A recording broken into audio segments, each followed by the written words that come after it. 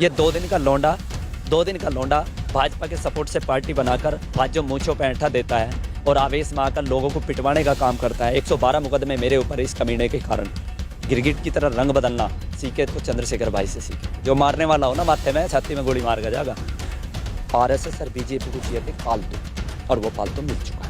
और वैसे ही दबा का गाली दे बीजेपी वालों को, लेकिन फंडिंग कौन दे रहा? बीजेपी वाले भी तो बीजेपी वालों ने रखा। इसका मतलब नहीं किसी की जिंदा लाश पे भी खाओगा और मरी हुई लाश पे भी खाओगा। इसका फंडा है। जब अपनों को नहीं बख्शा तो एक कुत्ता मुस्लिमों में पाल लिया तो एक कुत्ता दलितों में से पाल लिया। सहारनपुर के अंदर बहुत बड़ा आंदोलन हुआ सब्बीरपुर के नाम से, तो भाई साहब भगोड़े की डाल भाग कर खड़े हो गए। हमें नहीं पता था कि हमारे समाज को खड़े खड़े बेच देंगे। ये बीजेपी की ही बी टीम है, क्योंकि इनका मेन मकसद है उत्तर प्रदेश के अंदर किसी तरह बहुजन समाज पार्टी को कमजोर किया जाए। इस कमीने की वजह से न जाने कितने बच्चों का भविष्य खराब हुआ है। देखो, पार्टी बनाने का मेन मकसद है, इनका ख्वाब है कि मुझे सीएम बनना। सब्बीरपुर में जो एक लड़का था सोनू नाम का, वो 17.5 महीने जेल में रहा।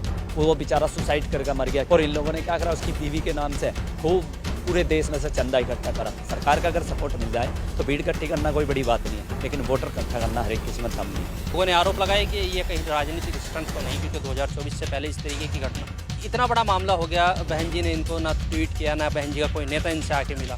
बहन जी की ही कबर खोद रहा हो तो बहन जी क्यों नहीं जाएगा? चंद्रशेखर नाम तो आपने सुना ही होगा, जो कि लगातार चर्चाओं में रहा है। और भीम आर्मी, क्योंकि चंद्रशेखर के नाम से ही भीम आर्मी को जाना जाता है, लेकिन एक भीम आर्मी जो कि नेशनल भीम आर्मी के नाम से भी जानी जाती है। उनके राष्ट्रीय अध्यक्ष हमारे साथ मौजूद है, क्योंकि चंद्रशेखर की जो भीम आर्मी है, जो संगठन है, और आज़ाद समाज जो पार्टी है, लगातार ये आरोप लगते रहे हैं कि कहीं ना कहीं आज़ाद समाज पार्टी और चंद्रशेखर बीजेपी के ही एक पहलू है।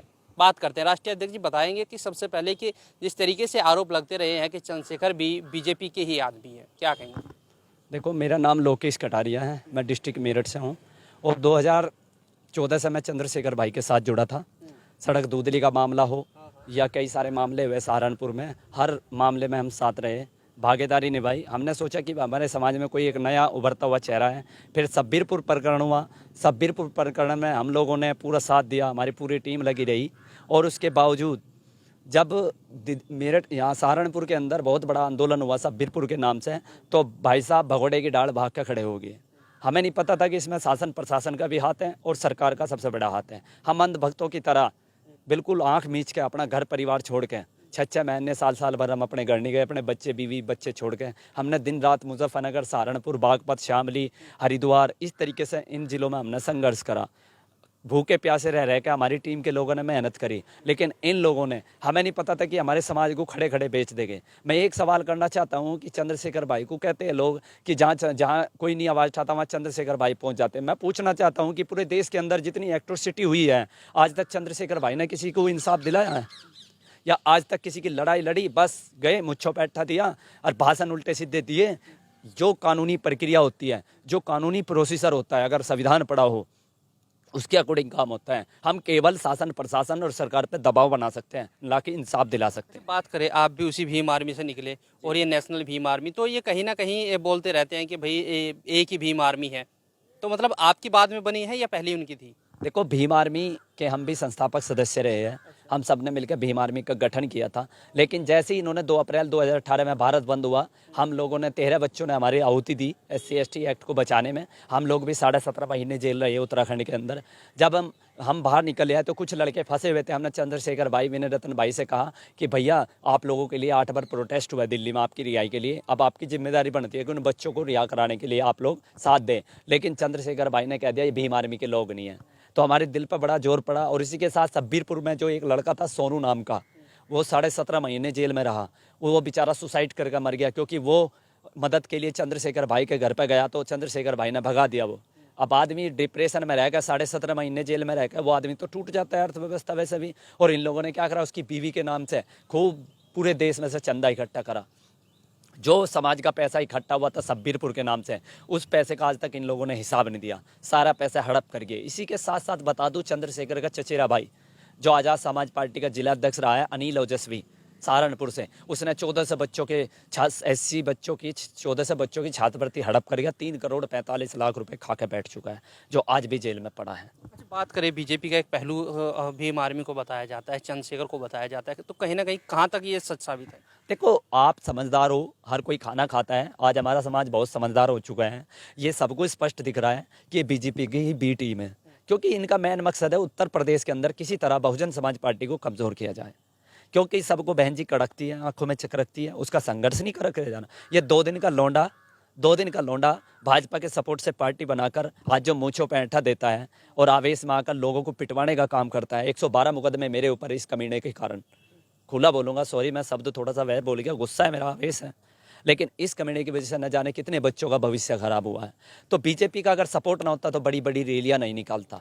बीजेपी का सपोर्ट ना होता तो आज जंतर मंतर पे इतनी पब्लिक नहीं इकट्ठी कर पाता। बीजेपी का सपोर्ट ना होता तो ये मध्य प्रदेश के अंदर इतना बड़ा विवाद नहीं पैदा करता। अच्छा, कहीं ना कहीं जैसे कि बहुजन समाज पार्टी की जो सीटें हैं वो लगातार कम होती चली गई, तो एक यही कारण है कि जो चंद्रशेखर को उठाया जा रहा है और बसपा को घटाया जा रहा है? देखो, सीधी सी बात है, मान्यवर साहब कांसी राम जी ने एक बात कहा था कि जिस दिन मैं बिक गया उस दिन मेरा अलग ही इंप्रेशन चमकेगा। और बहन जी को हेलीकॉप्टर में बैठने के लिए साहब कांसीराम जी को 35 साल लगे थे, और ये 2-3 साल में हेलीकॉप्टर में बैठ गया। वैसे तो पंडितों को गाली देते हैं, मिश्रा हमें पसंद नहीं है, सतीश चंद्र मिश्रा को टारगेट करते हैं। क्यों ये बिहार में मिश्रा की रैली करने गया था? क्यों ये कहता है मनुवाद को हम मानते नहीं, ये नहीं करते? क्यों जाकर ये जयंत चौधरी के पिताजी की श्रद्धांजलि में जाकर वहाँ हवन कर रहा है? मैं पूछना चाहता हूँ, केवल हमारे समाज के बच्चों के मन में जहर घोल के उन लोगों को बिल्कुल ऐसा करना कि वे किसी के प्रति उनके अंदर भाईचारा खत्म हो जाए, और फिर उसके बाद राजनीति करके भाईचारे वाली बात करते हैं। चलो ठीक है, बात करते हैं। चंद्रशेखर ने अपनी जो संगठन था भीम आर्मी, अब एक अलग से आज़ाद समाज पार्टी बनाई। ये राजनीति का फड्डा कुछ समझ नहीं आया कि ये बोलते थे कि पहले कि भाई हम संगठन चला रहे हैं, जो समाज के लोग हैं उनको जागरूक कर रहे हैं, उनके लिए लड़ रहे हैं, लेकिन पार्टी बनाने का क्या मकसद? देखो, पार्टी बनाने का बैन मकसद है, इनका ख्वाब है कि मुझे CM बनना। और मैं बता देना चाहता हूँ, आदरणीय बहन जी की तरह ये हिरस करना चाहता है। मैं बता दूं, आदरणीय बहन जी ने अपने परिवार से निकल के कितनी बेइज्जती सही है और कितना संघर्ष भी किया है। पहले उस संघर्ष से कुछ सीखे। CM तो छोड़ो, 2024 में अपनी जमानत भी जब्त होगी इसकी, ध्यान रखना। जिस तरीके से, चलो ठीक है, चंद्रशेखर बताते हैं कि भाई मैं दलितों का एक बहुत बड़ा नेता हूं और लोगों के साथ जो भीड़ है, लेकिन कहीं ना कहीं अपनी साख बचाने में हर बार चुनाव में विफल रहे हैं। देखो, सीधी सी बात है, भीड़ तो बहुत मिलेगी। भीड़ मैं कर दूं इकट्ठी, अगर बीजेपी का सपोर्ट मिलता रहे, सरकार का अगर सपोर्ट मिल जाए तो भीड़ इकट्ठी करना कोई बड़ी बात नहीं है। लेकिन वोटर इकट्ठा करना हर एक किसी में दम नहीं। जो बसपा का वोटर बैंक है, ये बसपा का ही रहेगा, और बसपा के वोट को काटने वाला पैदा नहीं हुआ। थोड़ी बहुत काट लेगा, लेकिन वही चमचागिरी करके अखिलेश यादव इसे भाव नहीं देने वाला था अगर जयंत चौधरी ना सपोर्ट करता। दूसरी बात, अखिलेश यादव के सामने गिड़गिड़ाना, मीडिया के सामने रोना, तो ये भी साबित कर दिया कि कितना गिरगिट है।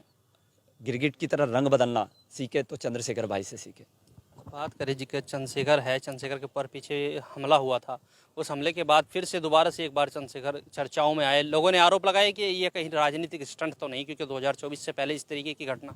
लोगों में सबसे पहले मैंने ये आरोप लगाया था, मैं स्पष्ट बता दूं, क्योंकि देखो, हमला करना ये डराने का काम था, और डराने के साथ साथ मीडिया में किस तरीके से हाईलाइट होना, ये सबसे बड़ा फंडा था। मैं भी एक गाड़ी ले लूँ, फॉर्च्यूनर 2-4 गाड़ी ले लूँ, मैं भी गोली छुड़वा दूंगा, बटा जो मारने वाला हो ना, माथे में छाती में गोली मार के जाएगा।